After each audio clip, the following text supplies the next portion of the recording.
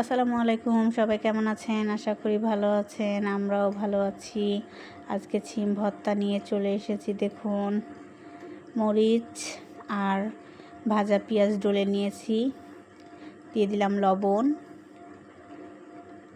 আর কাঁচা পেঁয়াজও দিব, কাঁচা পেঁয়াজ কুচিও আছে সাথে, আর দিলাম সরিষার তেল।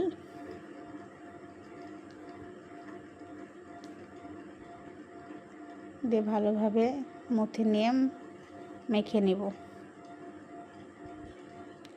কার কার ছিম ভর্তা খেতে পছন্দ অবশ্যই কমেন্টস করবেন। আমাদের তো ছিম ভর্তা খেতে অনেক মজা লাগে। মানে ছিম ভর্তা বলেন, ভর্তার জিনিসটাই এমন জিনিস যে মাছ মাংসর প্রয়োজন হয় না, ভর্তা থাকলে পেট ভরে এক থালা ভাত খেয়ে নেওয়া যায়, অনেক মজা হয়। আর শীতকালে তো অনেক রকমের সবজি, সেগুলো ভর্তা খেতে অনেক ভালো লাগে। যেমন বেগুন তো অনেক মজা লাগে ভর্তা খেতে,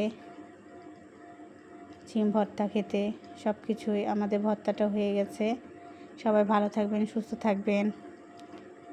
আসসালামু আলাইকুম।